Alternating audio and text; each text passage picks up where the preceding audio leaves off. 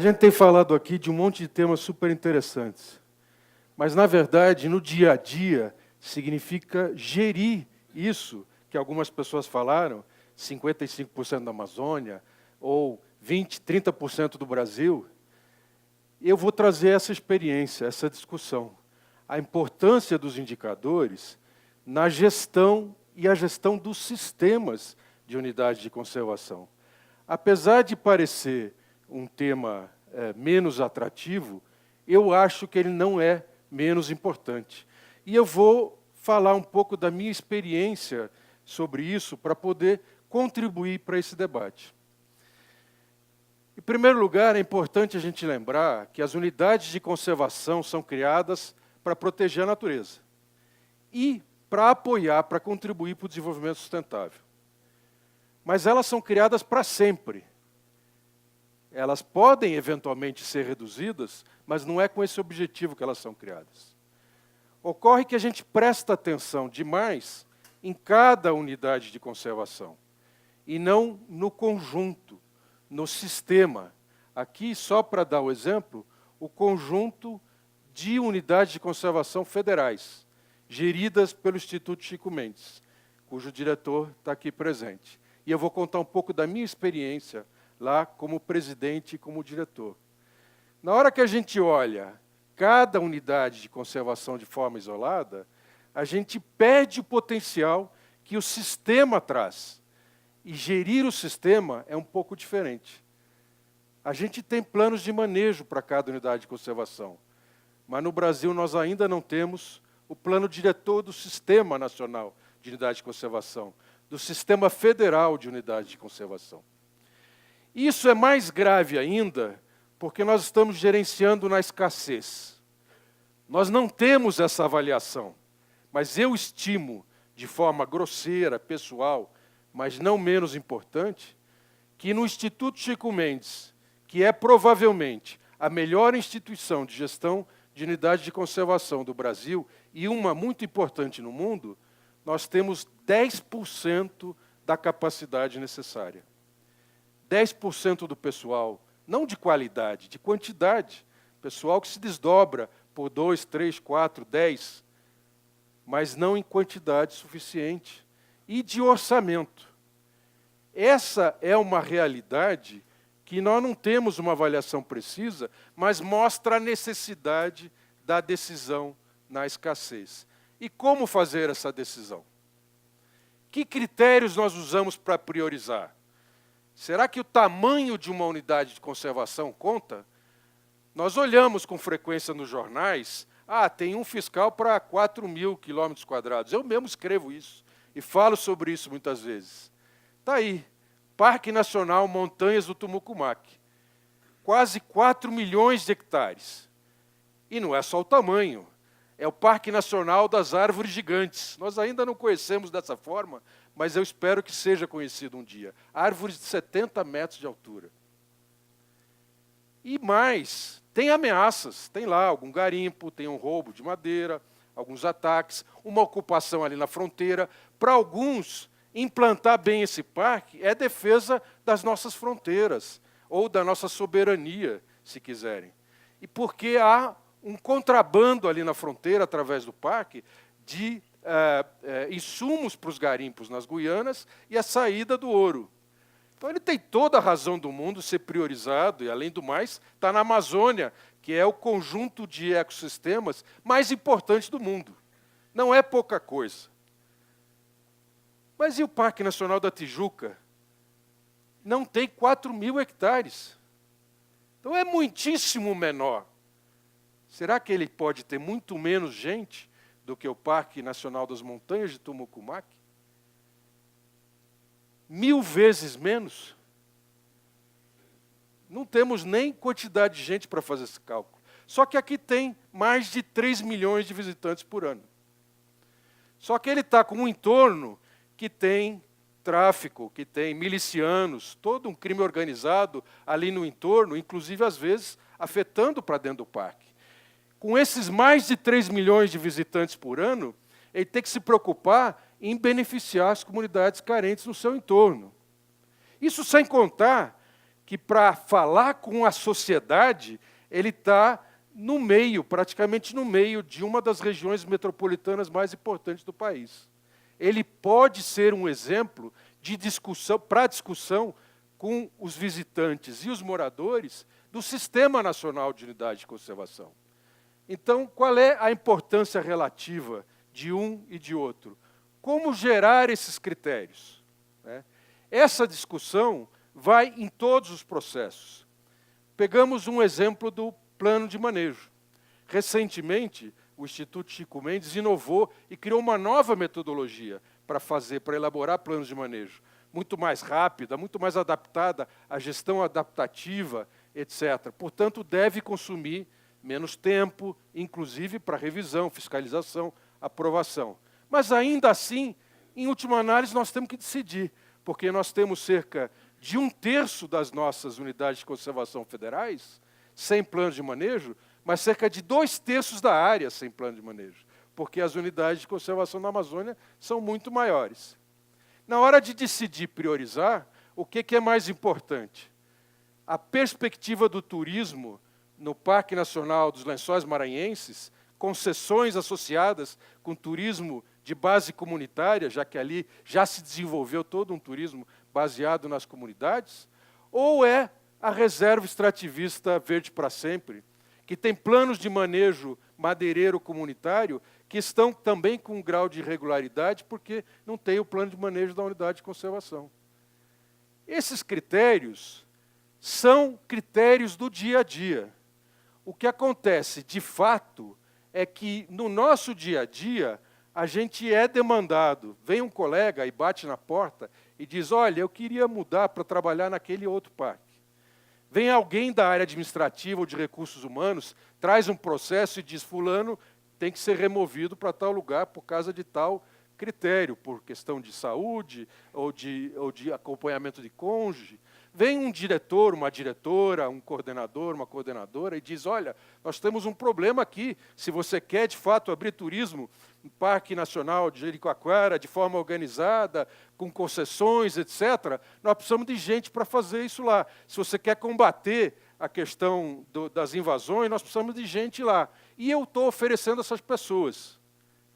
Mas se eu tenho 10% da capacidade, cada uma dessas decisões, e prestem atenção, a maioria delas são legítimas.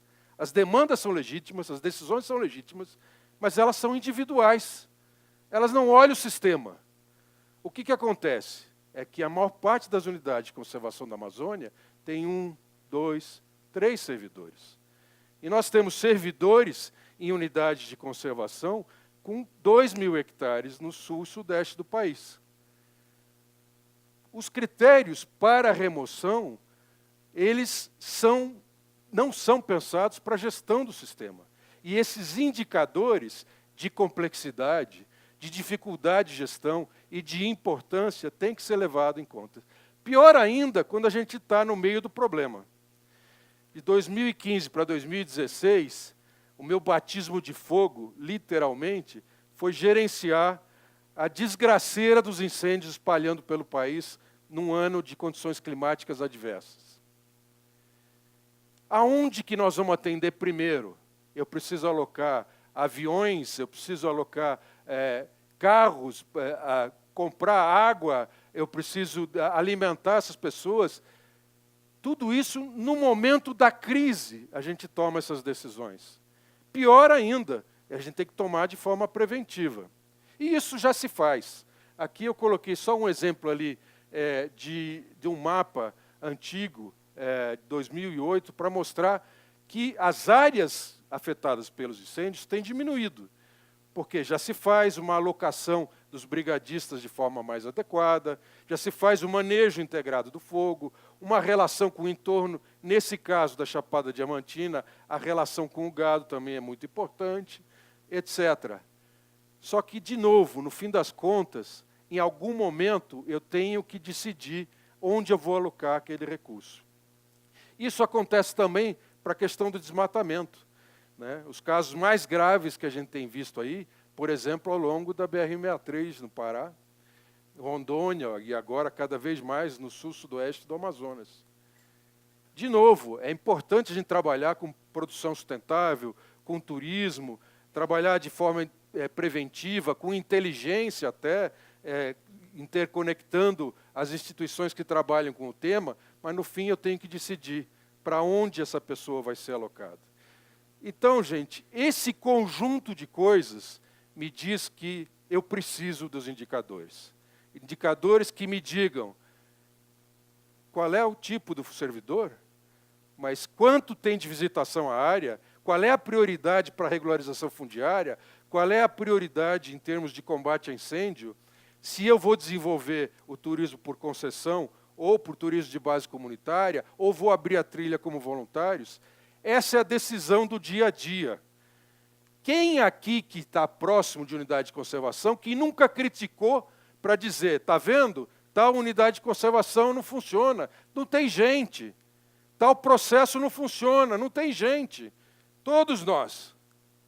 Mas na hora da decisão do dia a dia, a gente não tem os indicadores adequados e nem tem no processo de gestão esses indicadores introjetados. Isso tudo está sendo melhorado, né? Algumas atividades, alguns processos têm trazido uma nova perspectiva, como, por exemplo, os processos de monitoramento da biodiversidade, os processos associados a ter as informações em dados disponíveis.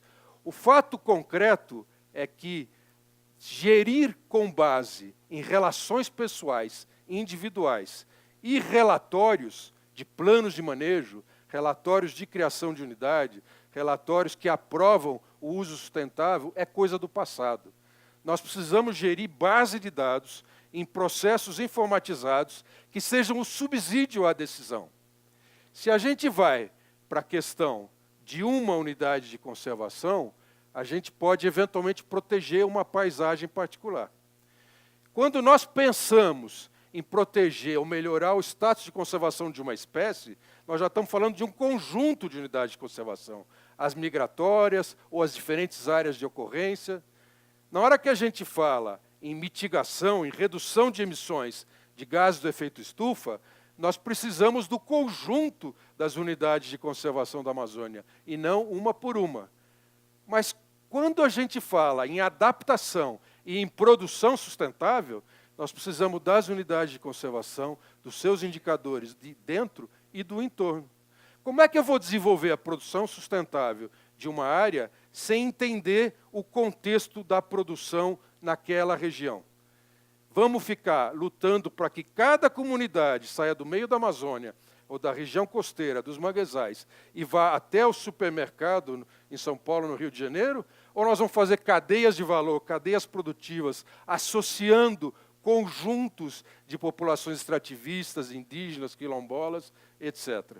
Para isso, eu preciso de indicadores do entorno. E na adaptação, muito mais, que é algo que a gente precisa trabalhar para frente. Ter a necessidade de ter um plano diretor de um sistema onde a gente possa se orientar por indicadores para poder ver se nós estamos atingindo as metas ou não, é mais importante ainda quando a gente pensa nas nossas metas internacionais. Como é que nós relacionamos uma unidade de conservação individual com uma meta decidida globalmente por 190 países numa COP como a COP10 de biodiversidade em Nagoya, no Japão? Nós precisamos passar por visões ecorregionais e por planos de sistema que possam associar essas duas coisas. Se nós queremos chegar na Conferência da Biodiversidade 2020 e mostrar o Brasil com orgulho do que nós temos feito, nós precisamos avançar em relação a esses indicadores. Não é porque alguém decidiu por nós. Para começar, nas convenções, nós decidimos em coletivo. Não é porque o mundo interessa mais para nós, é porque hoje nós compartilhamos esse mesmo mundo com os demais. É porque cada molécula de carbono emitida, onde quer que seja, vai fazer diferença na temperatura, na chuva, nas correntes marítimas, na acidez dos oceanos, aqui no Brasil também. E isso não é só para mudanças climáticas, é para a biodiversidade, é para a produção sustentável, para a defesa das populações tradicionais também. Então, compartilhar decisões com o mundo significa nos defender da melhor forma num acordo coletivo. Só que, para isso, nós precisamos ter a meta nacional. O que nós queremos com o sistema de unidade de conservação a nível federal? Aqui tem um elemento que é importante a gente trazer, que foi uma discussão recente. As unidades de conservação marinha estão crescendo de forma significativa no mundo e também no Brasil. Essa experiência recente mostra que estar em acordos internacionais ajudam a tomar decisões no país. Quando a gente tem uma meta nacional para alcançar determinado objetivo, a gente organiza iniciativas, um monitoramento dessas iniciativas para saber se nós estamos caminhando no rumo certo ou não. E se, por isso, nós contribuímos para as metas e os objetivos globais.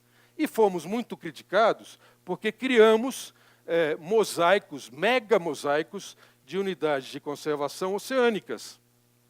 Ocorre que, ao longo de toda a costa, nós já temos 40% de proteção na zona dos ecossistemas costeiros. Se nós pensarmos no mar territorial, nós já tínhamos quase 20% protegido. Quando a gente falava nesse 1,5% que foi para 26%, a gente esquecia de ver que na zona econômica exclusiva nós tínhamos 0,15%. Então o local onde foram criadas as unidades está correto. O que não está correto é que essa quantidade de unidades de conservação protegendo manguezais na nossa zona costeira não são eficazes. E é isso que nós temos que atacar, é isso que nós temos que mudar. E nesse sentido é importante a gente olhar que a nossa meta global não é 17, 10, 30 ou 50% só. Os elementos qualitativos são fundamentais. Onde estão os indicadores que me permitam dizer que o meu conjunto de unidades de conservação é criado e gerido de forma equitativa com a sociedade? Ou eu vou continuar a perspectiva eterna de achar que todos os custos são pagos pelas comunidades locais, e não são só as tradicionais, os municípios, etc., e os benefícios são globais. Os indicadores são a causa da gente dar tanta importância aos hectares e à porcentagem. E a falta deles, adequados, introjetados na gestão, a causa de não darmos tanta importância para a efetividade e, buscando a eficácia de gestão, a representação ecológica e a equidade. Agora nós estamos nos aproximando dos 10 anos das metas Aichi. Em 2020, nós vamos fazer o balanço e vamos projetar o futuro. Ocorre que sem sociedade, sem envolvimento da sociedade, sem participação efetiva, nós nunca vamos mudar aquela realidade de ter 10% das pessoas, do pessoal ou do orçamento necessário. Então, se nós vamos ampliar para 10%, para 17%, para 30%, o que é absolutamente necessário para o bem-estar da sociedade, nós precisamos gerar as conexões. Que metas e indicadores que nós vamos propor para relacionar unidade de conservação com as religiões? Ah, mas isso não é quantificável. Bom, se não for de alguma forma identificado, fica fora dos processos de decisão ou não?